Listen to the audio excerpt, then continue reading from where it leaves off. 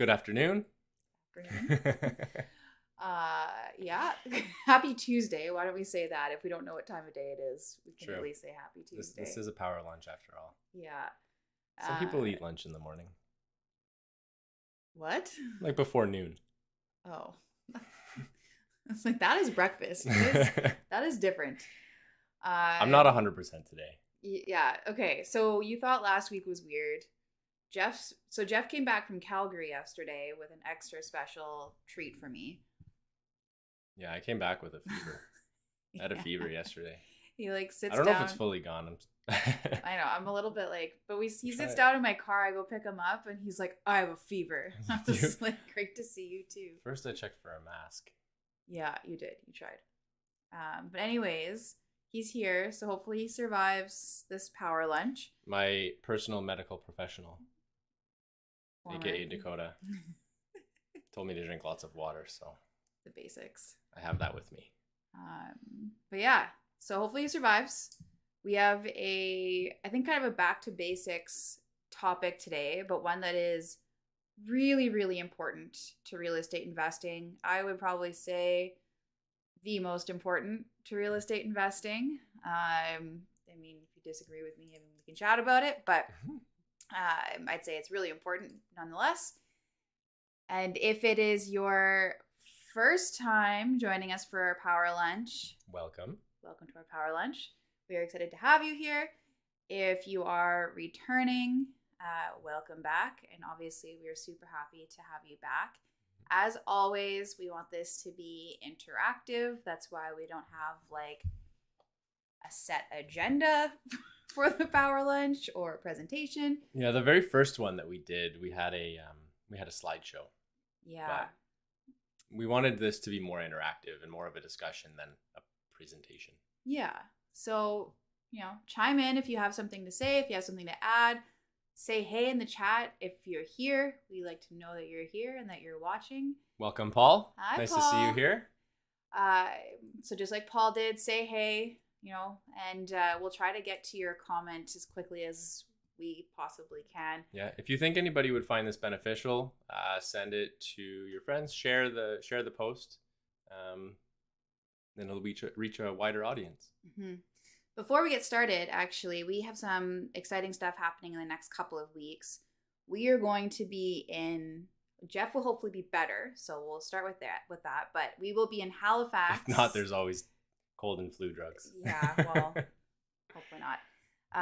Hey, John. Hey, Sam. Hey, guys. Welcome. We are going to be in Halifax this weekend.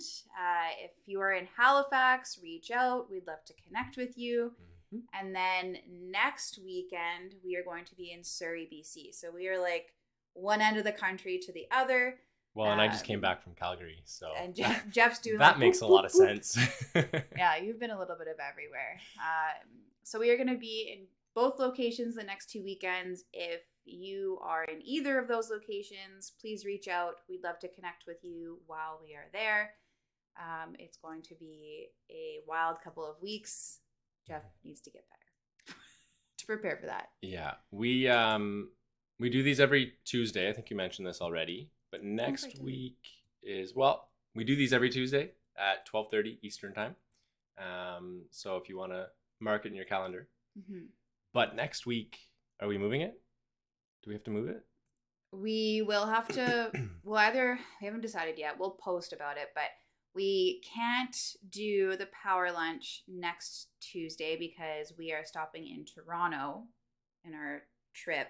And my brother's actually getting called to the bar. He just graduated from law school. So we're going to go and watch him get called to the bar. I don't really know what that involves. I'm guessing it's like a ceremony, kind of like a graduation or something. Yeah. That's what I assume. Yeah. So that's where we're going to be on Tuesday. So unfortunately, we won't be able to be on the live. We will either skip next week, which is really sad. We've been on a roll. I think we should move it. But I don't think we skip it. Well, if not, we'll try to do it on Wednesday. But we'll make a post about it. So keep your eyes peeled for that. Yeah. But either way, we will not be here 12:30 Eastern next Tuesday. Well, in this location. We will literally, we won't be here, but we also won't be here. Anyways. Okay. So, topic for today. Like I said, we're going back to kind of the basics. Paul said, I've been called to the bar many times. I wish that was the kind of calling to the bar we were going to. You know what? That might be, I think that's like the after part. I think you get called to the bar. And then you go to the bar. And then you get called to the bar. I think you do both. I hope. Anyways, we'll see. So that's good. I like that. Yeah. Might be, I think it's in the morning too, at like 10:30. So it'd be a little early for getting called to the bar. But hey, you never know. 5 o'clock somewhere, right? That's true. So today, back to the basics. We are going to be talking about underwriting. And this is like initial underwriting before you get a deal under contract. Yeah. Right? We're talking about how to tell if you have a good deal and kind of things to look for in your underwriting. Yeah. And specifically, we're talking about long-term buy and hold rentals. So there's going to be nuances if you're doing a short-term rental. There's going to be nuances if you're doing a big BRRRR overhaul that you're underwriting. So, take the pieces of this, but understand that this isn't the underwriting for every single deal that you're ever going to do, because underwriting a new build versus underwriting a short-term rental versus underwriting a big BRRRR versus underwriting a flip are all going to be very different. So specifically today, we are talking about underwriting a property that you are planning to do a long-term buy and hold with. So really back to the basics. But obviously super important, because in real estate, it's all about the numbers. The numbers never lie. Yeah, you keep your emotions out of it. You let the numbers do all the talking and tell you if you have a good deal or not. Mm-hmm. And this is tough. And it's something that we always have to, I know I have to take a step back always with my students and say, you can't just take out that expense to make the numbers work, or you can't fudge that expense just to make the numbers work. You can do something called like sharpening the pencil, where maybe you start on like worst case scenario for the underwriting, and then you kind of reel it into a more realistic numbers. Yeah, like a real less conservative. Yeah. Like buffered numbers, yeah. Yeah, like you still keep your buffer, but maybe you're kind of like reeling it in a little bit.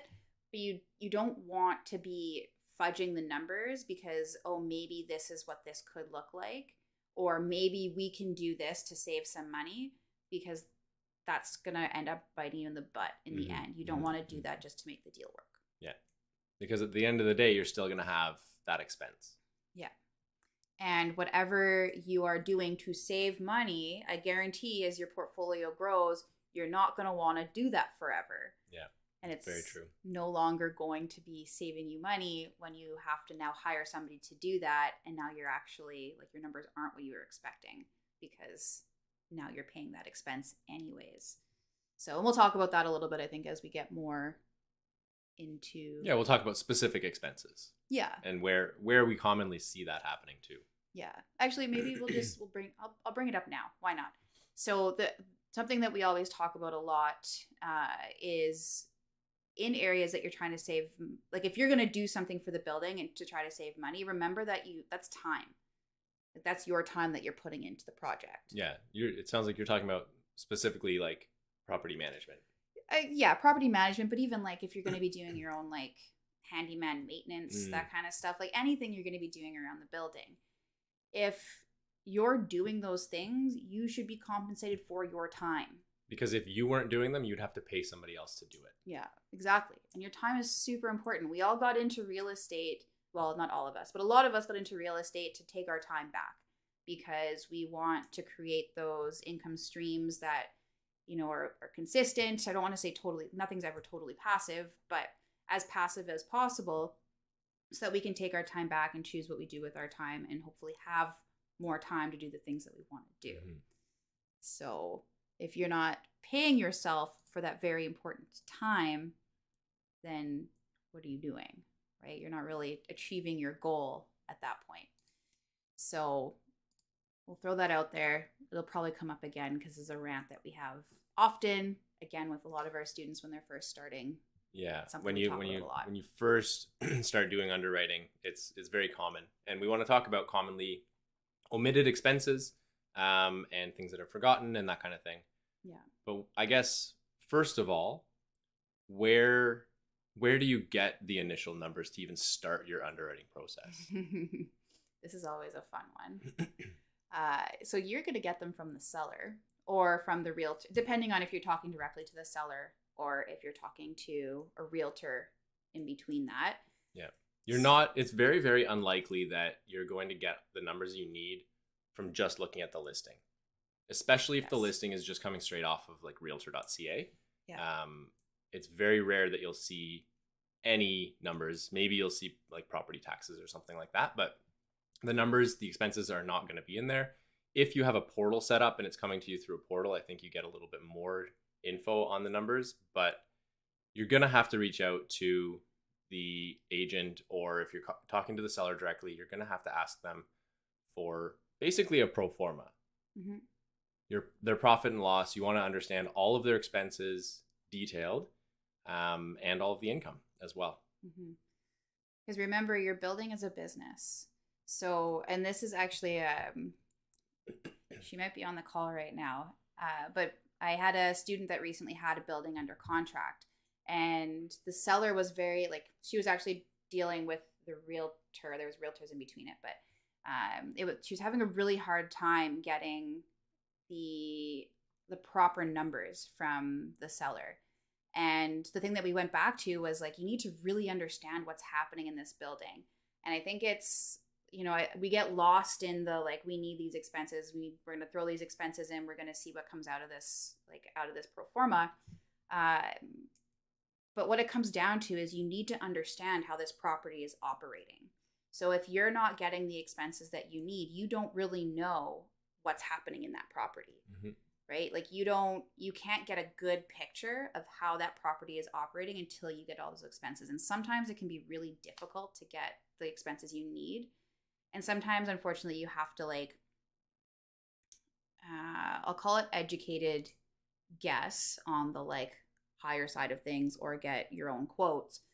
But sometimes it can be difficult to get the numbers that you need. But it's really important to end up having those numbers in your pro forma because you need to know what those numbers look like before you move forward. Yeah, absolutely. So really important. Don't get caught up in just like getting numbers, because the reason you're getting those numbers is so that you can understand how that building is actually operating, because it is a business. Yeah, and don't make assumptions either. Like you can make an educated guess so if you don't have a number for something, but just don't forget it. Just don't like not put it in there. Don't leave it out, and don't assume that, oh, well, it must be part of the repairs and maintenance or something like that. Like find out the details. And that's actually a really good point to bring up is don't make assumptions based on the numbers. If something doesn't look right or something looks higher than what you'd expect or lower than what you'd expect, ask questions. Yeah, if you see 50K in repairs and maintenance, I don't know.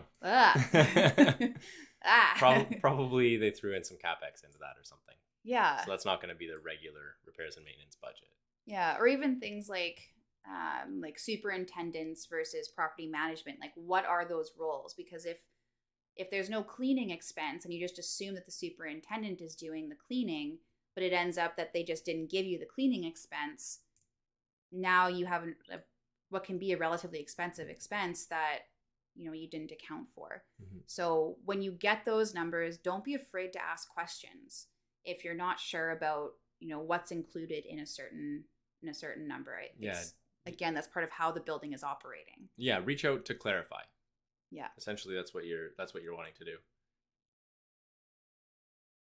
Oh, we'll see you in Surrey. Oh, good. Hey, Adalola.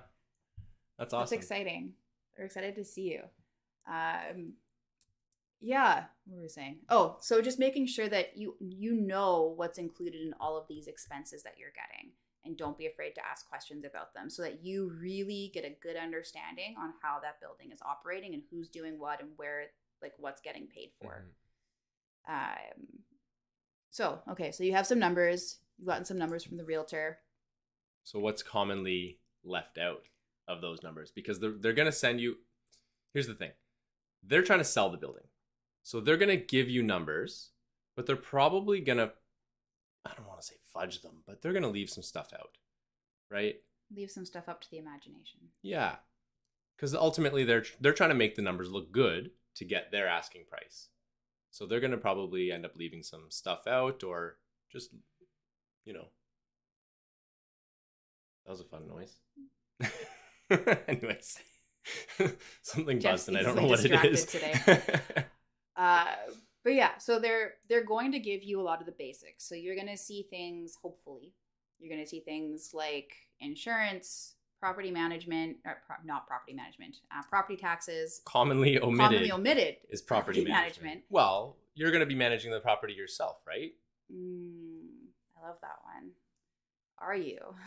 And again, this goes back to how important is your time? Because if you're not getting paid for your time, what the heck are you doing in real estate? So yes, so you're going to get your insurance, property taxes. You might get some like like the basics, like the really basics of what you would need in a building, like your utilities, your hydro, your gas, your water, if that's what the property has. Every once in a while, you'll get a trickle of like an expense here, an expense there. But that's really the most common that we see are kind of those expenses. Yeah, that's pretty much. And did you say property taxes? They'll send you those very basics for running a building. Things that are commonly left out: property management, cleaning. And do not accept you're going to manage, or the previous owner was managing it, so it's not an expense. Yeah, or the previous owner was only paying 3% or whatever for property management, right?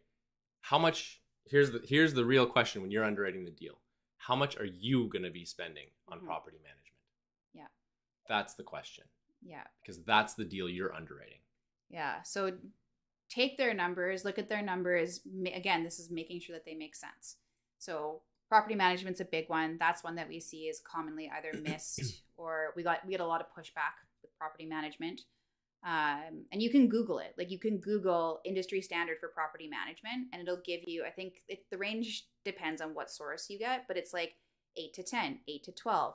Because it depends on, they'll have like a base rate. And then some of them that charge 6, they might charge you also extra on all these expenses. So it ends up being like 8 to 10% anyway. That's right. Yeah. We typically will underwrite with 10%. Yeah. And if somebody says, yeah, but there's property management for 5%, it's probably 5% plus they'll charge you to go for a visit, plus they'll charge you 10% markup on anything that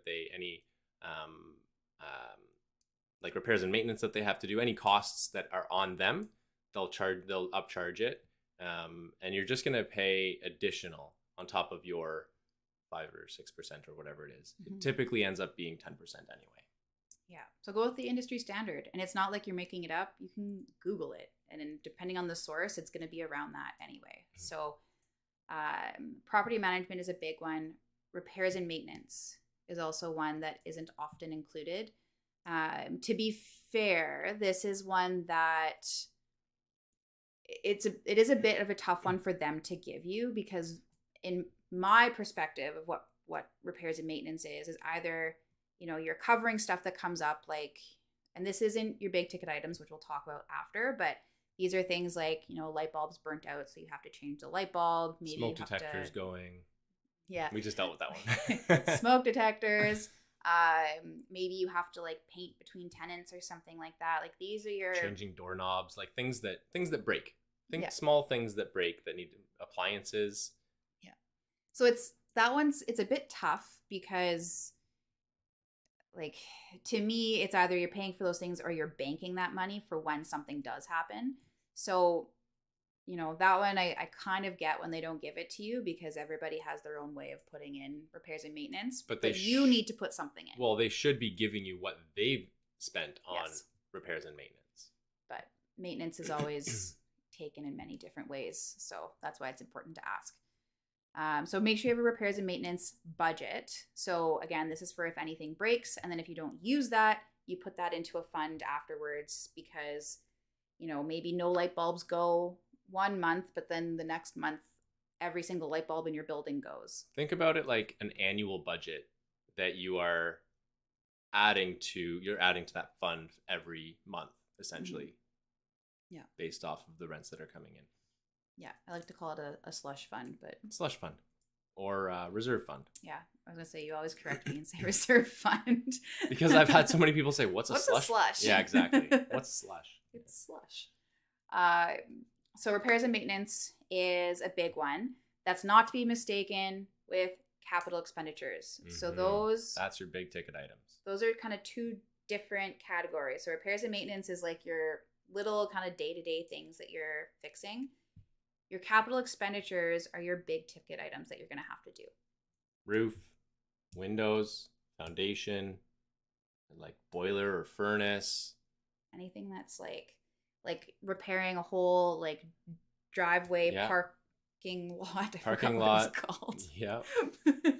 Could be a driveway if it's a small like triplex or a duplex or something. Yeah, like if you're that's going to be quite expensive. So again, these are things that you're going to be budgeting for. The way that we like to do it is if it's something that needs to be repaired ASAP, like it needs to be done as soon as you close, normally we'll get a quote and do the negotiations on the actual purchase price because that's something that you have to do right away. If it's something like if the windows need to be replaced over the next like 5 years, what we would do is take what that is going to cost and kind of almost create like a savings plan to pay for that. So break it down over that 5 years so that you're putting kind of money away to repair those windows. Yeah. There's different ways that you can do it. Either way, you just want to make sure that when it comes time to replace the windows or the roof or whatever, that you have the money available because those are going to be big expenses that if you're not prepared for them are coming out of nowhere. Yeah. And then that's where cash calls come in and nobody likes cash calls. Yeah. So you want to... Nobody wants to put extra money into the property after you've already bought it. Whether it's you or your investors, no one's happy with that because they've already put their money in. So these are things that you want to make sure that you're underwriting. And again, this comes down from doing a good discovery initially when you're talking to either the sellers or the realtor or whoever. When was the roof replaced? Is it being maintained? Especially the flat roofs, super expensive. Mm-hmm. So is it being maintained? How old are the windows? When were they last replaced? A fun trick, if you're looking at a roof, and if you haven't actually seen the property yet, is if you go on Google Maps, you do an aerial view and you do terrain. Is that what it's called? Satellite. Okay. So do your satellite view and you kind of zoom into your building. You can actually often, if the quality is good enough, you can actually see what the roof looks like. Yeah, so if it's a flat roof and there's like dark spots, then there's probably water pooling. And that's what's going to ruin the roof. And there's probably an issue with drainage at that point. Yeah, so you want to make note of that. So fun trick, if you are underwriting a building and you haven't actually seen it yet, that's something you can do to take a look at the roof. Mm-hmm. So capital expenditures, those won't be given to you. I've never seen capital expenditures in a budget. Not.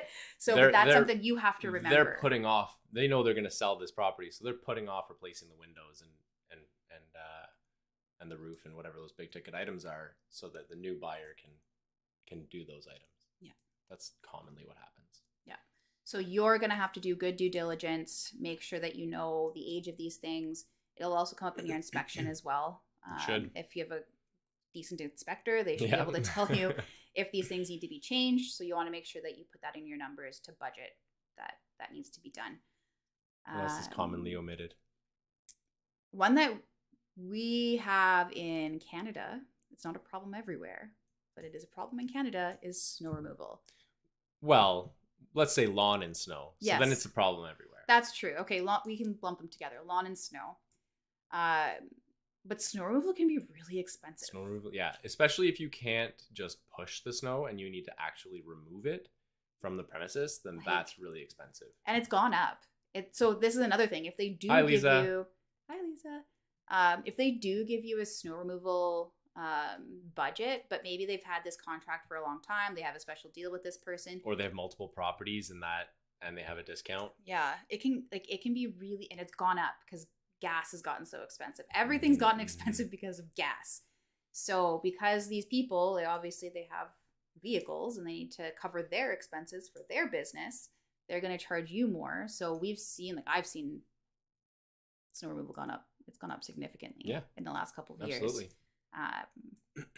Simply because I think, inflation, but within that, gas prices. Yeah. So. And diesel prices. Yeah. Super expensive. So that's a big expense that like you said, especially if there's a situation where they have to remove the snow. So if you're into larger buildings, and again, these are things that we've learned going from more of our duplex lives into underwriting, 16 plus buildings where there You are said lives. I thought you meant like this type of life. no, like I was our like- lives, our Yeah. our former focus on duplex selves. Yeah, because now it's not just a driveway. Now it's a full parking lot. Yeah. And this is something that we'll bring up a couple of times is like when we transitioned some of the expenses that we saw that were different. So yeah, it can be really expensive whether you're doing a driveway or a parking lot, but either way. Make sure it's likely not in there, or if it is, I mean, you're going to want to get your own quotes eventually. Yeah. Sam has a question about CapEx. When is it appropriate to try to negotiate a price reduction with the seller versus accounting for it in your monthly expenses? You want to talk about negotiating in this? Sure, we can. When is it appropriate? I think this is a gray area. I don't think there's a cutoff of like when do you negotiate it off the price versus when do you apply it. Well, there kind of is. So in your APS, you're gonna have conditions. One of those conditions is a due diligence period, right? Mm-hmm. So you're gonna ask the seller for deliverables, and this is getting off topic from the initial underwriting, but you're gonna give them. So I guess in our recent deal, we gave them 5 days to send us all of the bills, all of the rent roll, and like when rent was received, all of that information, right? So hydro bills, water bills, any contracts that they have or invoices that they've received from repairs and maintenance and from snow removal, as an example. Hopefully. Insurance invoices, because you want to make sure that the numbers that they gave you initially actually match up with what they're spending and everything. As soon as you sign off on that being okay, you can't really go back and say, hey, there's an expense that doesn't make sense here. Mm. So your cutoff really is whenever your due diligence condition gets removed. At that point, you are now saying everything looks good on the expenses, everything looks good on the due diligence period. Unless it comes up in inspection. That's different though. That's an inspection. So that would be if you have, because you're going to have a separate conditional period for your inspection, mm-hmm. and a separate conditional period for your financing, a separate conditional period for solicitor review or lawyer review, and a separate conditional period for insurance. Mm-hmm. I think so. The way that I'm interpreting this is like when, and Sam, maybe you can clarify, not so much when during your due diligence, but when that CapEx needs to be complete. When is it appropriate to? Okay, hold on. Let me read this again then. When is it appropriate to try and negotiate a price reduction with the seller? Oh, this is just for CapEx. Yeah. So to me, I think it's like probably if the windows need to be replaced in a year, is that a price reduction? I mean, in the end, you're basically going to be asking for a price reduction no matter what, because it's either going to be based on the the quote that you get. So if you get a quote that says all the windows need to be done now, so I want this as a price reduction because this is work that needs to be done that hasn't been done yet, and it's not my fault that it waited mm-hmm. until the year I'm buying it that this needs to be done, versus should this come off of your expenses? But if it's coming off of if it's an expense now, that's going to reduce your net operating income, which is also going to be a price reduction anyway. So realistically, either way, you're going to be negotiating a price reduction. It's just how you approach that price reduction. Does that make sense? Does that make sense to you? Yeah. So I guess the question is, do you request a price reduction or do you account for it in CapEx? I think you go back to the seller and say, hey, look, we understand that this needs to get done. Is it something that needs to get done immediately, or is it something that needs to get done in the next 5 years? If it's immediately, then I would say I would try and negotiate with the seller to have the price reduced or get cash back if your lender will allow that. Otherwise, what? You just like cash back. Well, it's just, again, another, and this is where real estate investing is so fun because nothing. So many strategies. Yeah, nothing is black and white. Like there's so, and this is where like Sam, I was like, kind of a gray area. I don't think there's a cutoff, but anyways, sorry, continue. Cash back. You said cash back and I got distracted. Yeah. So if it's something that needs to be done immediately or if it's something that you're going to be budgeting for because now you own it and in 5 years you need to replace the windows. That's just smart business.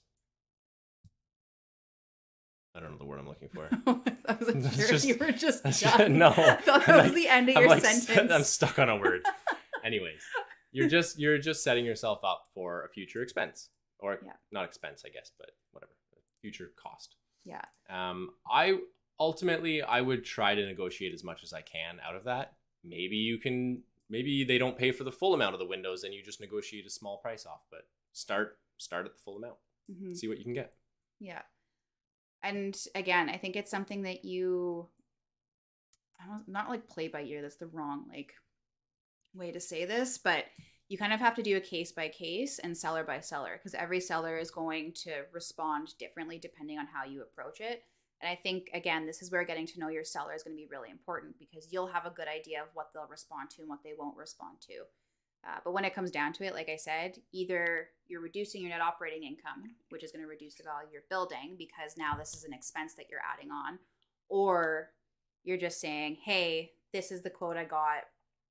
We need to work out some sort of price reduction so that I can pay for this, or cash back, which is fun, or something along those lines. So it's not, I don't think it's black or white. I think really easily if it has to be done in the first year or if it needs to be done in 5 years, like that would kind of be a cutoff, but like anywhere in between, I think you just have to, it's an art, right? Like negotiation is an art. Yes. There's a science behind it, but there's also an art behind it. So you kind of have to use the artistic side when you're dealing in that space. Yeah. Ask for the moon and I don't know, maybe you'll get ask for the moon. Maybe you'll get some clouds. But you just don't want to you also want to not make your seller upset. Yeah, you don't want to kill the deal over it. Again, be reasonable. I guess it's an art. And just go back to your logic and reason. Yeah, that's the biggest thing. Don't ask for like a crazy amount that doesn't make sense. It has to be logical. Explain to them why you're asking for it, and get to know your sellers so that you know how to approach them. Yeah, and is it going to kill your deal if you have to pay for it, right? Yeah. Think about that. Think about if adding that CapEx budget is going to end up killing the deal and making the numbers look bad, then really you should be going back for that price reduction. You're probably paying too much at that point or whatever. But let the numbers do the talking. And that brings it back to the logic and reason when you're negotiating. Yeah. Lisa has a question about... Maybe you read it this time because last time I didn't understand the question after I read it. You have to give him a break today. For those of you that tuned in late, I picked up something over the weekend and I'm sick. I'm trying not to get too close to him, but it's hard. This frame is a little tight. So usually a caretaker gets discounted rent and the salary is Hold on. Sam's quote. Ask for the moon and maybe you'll get some clouds. Throw a new quote. Someone needs to take the role of taking something Jeff said during every live and quoting it. I just say stupid shit. Sometimes you say brilliant. Sometimes you do mic drops, and sometimes it comes out like that. I have a fever. Leave me alone, okay? Okay, sorry. What is a strategy to increase a rent that the caretaker would pay in full? Okay, so wait. Usually, a caretaker gets a discounted rent and a salary. So we're gonna Can we start with that? Yes, we're gonna address that first. And I think the way I'm reading this is that Lisa would like to know how to increase, like put their rent to full, and just basically pay them a salary, which is what I would recommend. Yes, 100%. Especially in Ontario. Yes. Again, we are based in Ontario, so this is based on Ontario experience. Or anywhere that has kind of like rent control. If the tenant has been paying $300 a month for rent, even though the lease says $1,000, their effective rent is $300 a month. If you go to LTB, they pay $300 a month despite what the lease says, because that's what they have been paying. And as far as discounting a caretaker, never do it. Because if something happens and that caretaker no longer wants to be your caretaker, you can do nothing about their rent. So now they... From the LTB. Like, if you can negotiate it and they start paying more, then that's fine. We're getting there. Get your thoughts Okay, so out yeah, then. I guess you can't do nothing about their rent. You can do something, but they don't have to agree to it, I think is what it comes down to. That's right. So you have to do a lot of very fancy negotiating to get them up to their market rent. So I would never recommend decreasing a caretaker's rent or letting them live for free instead of giving them a salary. I've seen that. I've seen that. That's terrifying. They're living for free and they're making like $30,000 a year. Yeah. No bueno. Because if like I said, if something happens, they can no longer be a caretaker. If they decide they no longer want to do that job, you have to hire a new caretaker, but you can't do much with their rent.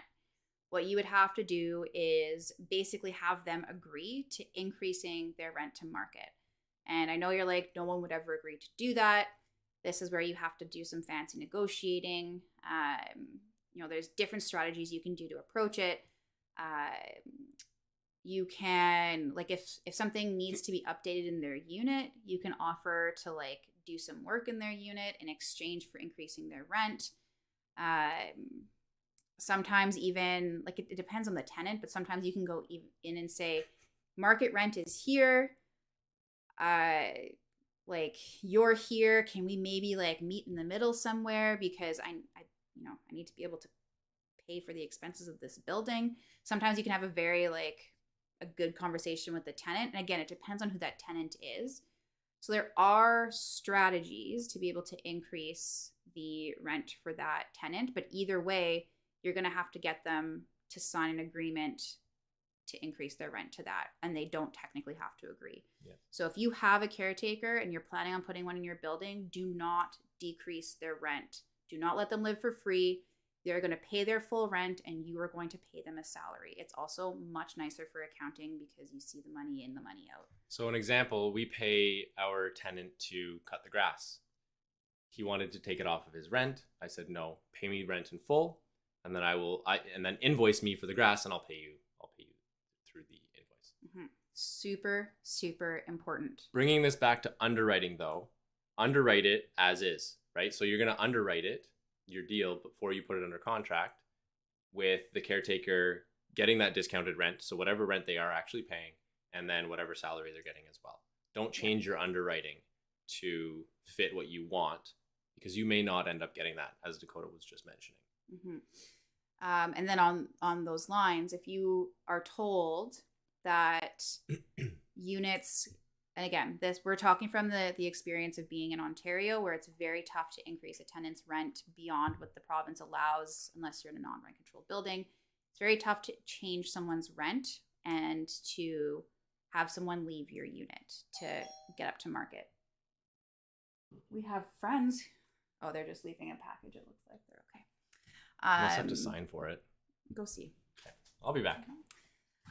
What was I saying? So if you are told that there's a market rent for units, you can underwrite it to see what it could be, but don't buy the building based on what market is.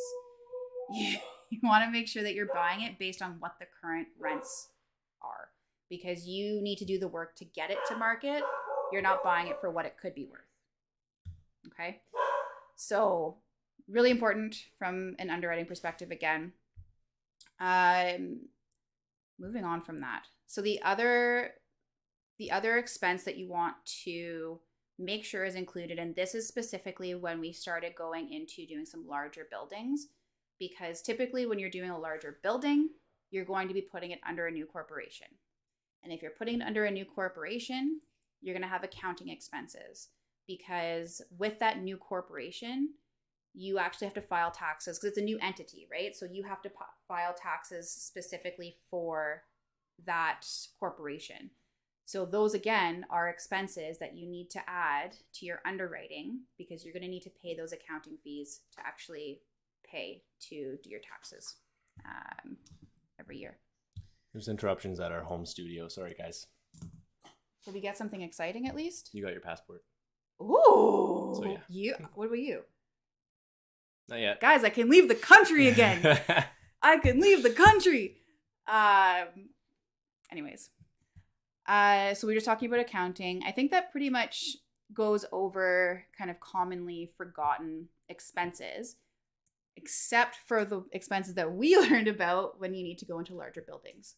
Well, I don't know. What did you just talked about? What did I miss? You talked about accounting. About accounting. If there's elevators in the building. So this is what things that we learned when we got into bigger buildings. Yeah. Okay. Because we were underwriting single family homes, right? So, and this is where practicing and doing a ton of underwriting of different types of buildings, you're going to see expenses that different buildings have that you're like, oh, I never would have thought of that. I never would have thought that I have to underwrite elevator maintenance because I'm so used to underwriting duplexes that don't have elevators. Did you talk about vacancy? Oh, no, we didn't. No, we didn't talk about vacancy. We're not even going to get through all of these. That's okay. Why? Let's keep going. We have people watching. Okay. We have people asking questions. Yeah, vacancy is important though. Vacancy is really important. You're not, okay, when you go and you request the details of a building, they're going to tell you that it's never vacant. Ever. Never a vacancy. Baloney. And in Ontario, if it's never been vacant, then the rents are probably like $600 a month. Because even when you have tenant turnover, if that tenant doesn't move in, so it might never be vacant, but if that tenant doesn't move in on turnover the day after that tenant moves out, like if it's September 30th and that tenant doesn't move in October 1st, you have a vacancy. Even if you filled the unit and there was no like break between tenants. Rant over. So yeah, really important to account for vacancy. Make sure you look it up as well. Don't just take whatever vacancy they're giving you. You can actually look up, for the most part, especially if you're in like a primary or secondary market, some tertiary markets. If you're in Timbuktu, your vacancy is probably a lot higher than you think. Yeah, just be aware if you don't is show up. Timbuktu an actual place? I feel like it is. I think it. I don't know. I wonder if Timbuktu is geography. Is like is in Timbuktu, you know. I don't know. Yes, sellers always argue vacancy. They're like Jeff said, they're going to say it's never vacant. For us, so the building we just bought, we were told that there was like a 30 tenant wait list to get into the buildings, which is true. There is. That wasn't a lie. But we still accounted for vacancy. I don't care if there's a lineup to the next town to get into my buildings. I'm going to be accounting for vacancy. Because if you have to do repairs and maintenance in that unit before somebody moves in, and somebody can't move in, like you said, on the 1st or whatever, immediately the day after somebody else moves out, then you're going to be vacant. You're going to have vacancy. And maybe you have no vacancy now, but you don't know if things change, right? Like if your plan is to hold this building for a long period of time, you don't know, yes, okay, vacancy might be very low this year, but in 5 years from now, you don't know what's going to be happening in that town, especially if you're in a secondary market. Vacancy could get better. Vacancy could get worse. I can think of like, thankfully, like on a lot of markets in Ontario are pretty consistent, like Ottawa and surrounding pretty consistent. But if you're looking at somewhere in like Alberta, where there's a lot of like boom bust towns, you might have no vacancy because they're in a boom period, but when they bust, now you have a ton of vacancy. So you want to make sure that you're putting something in there for vacancy that makes sense. And you might even want to like just a touch inflate it. Like I think we normally round ours up to the whole number or something like that. Like I think for Pembroke, it's listed at 1.8, and I think I ran it at like 2.5 or something like that. Yeah. Just to give you a bit of a buffer. Yeah, because again, you don't know if things are going to change, and you can't predict. Like I don't know, maybe Pembroke will have a vacancy of 5% in 10 years. I hope not, but I don't know that. But you want to at least have a little bit of a buffer. And I'll tell you what, it's never zero. It's not. So it's never. you're gonna have turnover. Yeah. So, And especially if the tenants are paying nothing in rent and they've been there for 20 years and there has been zero, when you buy that building, you're probably going to have different ideas for that building. So hopefully. now you're going to have vacancy if you're trying to turn those units over. Yeah. And you want to really account for it if you are doing like a big burr project or something like that where you are going to be having more vacancy, which is a whole other discussion. Not for today, but you need to know your project and know what you're doing and make sure that you account for those in your expenses. So yes, I'm glad you brought that up. Vacancy is very, very important, often forgotten, and again can be a battle with the selling side sometimes. Yeah. Now we move on. Yeah, we'll go through this pretty quickly. These are expenses that I know for me, when we scaled to larger buildings, I was not shocked by, but didn't think about in a larger building. One of them being the fact that snow removal and lawn care can be freaking expensive. But the big one that I was like, doy, was elevators, elevator and security. maintenance, security, fire, having the fire inspector come through. That costs a lot, especially the more units you have. It's going to cost more because if they're going to go around and actually check your smoke detectors and everything. And then garbage. Yes. Not every, like, coming from single family homes and duplexes and stuff, you just put it to the end of the curb and then they come and take it. Mm-hmm. But if you have a large apartment building, who's going to bring it to the end of the curb? And is the city even going to come and pick it up at the end of the curb? Or do you need to hire a company to come and actually like dump it into the dump truck and go away with it, or the garbage truck? Yeah, there's a cost to that. Yeah, there's just little things that come up when you are, and even like cleaning of common areas, right? Like we were so used to not really having common areas because we were doing SDUs, where now there are hallways, and guess what? Hallways need to be cleaned. And if they don't get cleaned, it can get really gross, and then you have other problems. So doing things like hallway cleaning, window cleaning, because there's these common areas that now you need to take care of. Even not something that was necessarily surprising, but if you don't see, like if they say tenants pay hydro and there are common areas and you don't see a hydro expense, how are those common areas being, who's paying for the lighting in the hallway, and who's paying for, I don't know, if there's baseboards or something in the hallway, who's paying for that? Like, or if there's spigots, water outside, who's paying for that water?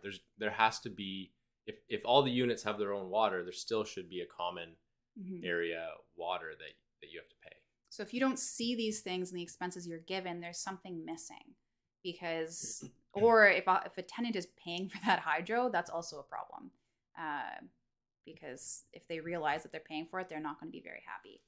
So things you want to watch out for, again, things that we didn't necessarily, and it's okay to not necessarily know about these things, but this is where practice comes in, because we realized it, things like elevators, security, when we were practicing our underwriting, because we started to call buildings and realtors that had listed larger buildings for numbers, and we started seeing these consistencies with garbage, with elevators, with security. We were like, okay, so now if we are underwriting a building, we need to ask, does this building have an elevator, so that we can, even if that expense wasn't given to us, we can put that in the underwriting and make sure that that's included.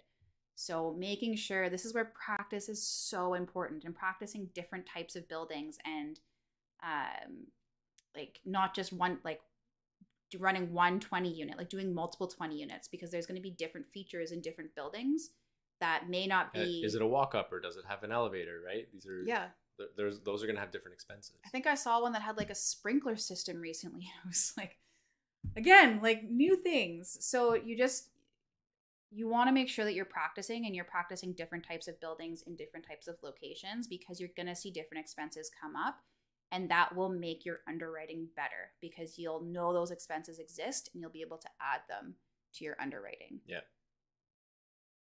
So practice. If you guys want to do underwriting practice, Sam and Ben, I think, host it.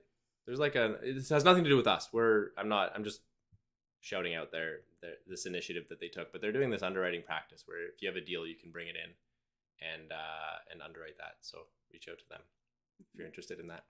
Yeah. What else? I feel like we've covered a lot of ground. Well, there's something that it's written down here. Don't let the seller discount your expenses. Right? Oh, wait. sorry. What? If you're not a Wealth Genius member, become one, and then you can join. Oh yeah, sorry. That's not public, I guess. But if you want to become a Wealth Genius member, reach out to us. We'll get you signed up, and then you can join that underwriting practice. Yeah. Let us know. We can hook you up. Member benefits. Yeah. Don't let the seller discount your expenses. You kind of mentioned that a little bit, since Sam said the sellers always argue vacancy. They will argue other expenses as well. But stick to your guns. Yeah. Right? Yeah. Again, numbers don't lie. You don't want to put yourself in a situation where either you're getting pressured into reducing a vacancy, reducing maintenance, or insurance. Insurance is a big one too. Oh, yeah. When you're underwriting, I think we can just kind of do a blanket statement on this. And we talked about it if you haven't seen previous power lunches, we did one on due diligence. Oh, it is. Yeah, and we talk about this specific thing in due diligence plus many others. So go back and watch that one. Yeah. On our YouTube channel. Yes. What was I going to say? Oh, get your own quotes for a lot of your expenses, because much like snow removal has changed, a lot of your expenses have changed. Insurance is a big one. Over COVID, insurance, and this doesn't even mean like if they have an insurance policy from like the 80s or something like that. Like I'm talking if they got one within the last like 3 years ago, it can be a lot different now because during COVID, insurance expenses went up significantly. Mm-hmm. So we are seeing even insurance policies from like 2018, 2019, significant differences than what we're seeing today. So make sure you're getting your own quotes. Even things like we were looking at the telephone expense for the building that we just closed on, and we were realizing that they probably had a phone plan from like 20 years ago, 2018, 2019, and those plans have gone up. So, get your own quotes, and even if you can't get your own quote, give yourself a bit of a buffer, because the likelihood is that a lot of these expenses have gone up. Because if they have an old phone plan, it's gone up. You know how much you were paying for your cell phone like 10 years ago. Mm-hmm. It's significantly different now. So, yeah. You have a good example of that. Well, I do. Yes. What's my example? Help me out here. Of telephones? We were talking about it before this. Yeah. My cottage is on a party line. And they don't have Hands up if anymore. You know what a party line is. One of the stupidest inventions I think telephone companies ever made. They don't have these anymore. I don't know if they've ever had them since I've been born, but we are grandfathered. Like the term grandfathered in, my grandfather had this plan. But a party line is where you share a phone line with somebody else, with another residence, probably somebody else on your block. If you pick up the phone and they're on the phone, you can hear their conversation. Your phone rings when they're getting a call. Your phone rings. They have a different phone number. they have a different phone number than you, but all that means is their ring is different. So if it's 2 rings, you pick up. If it's 1 ring, they pick up. That kind of thing. It's a party line. And then they tried to set up a message.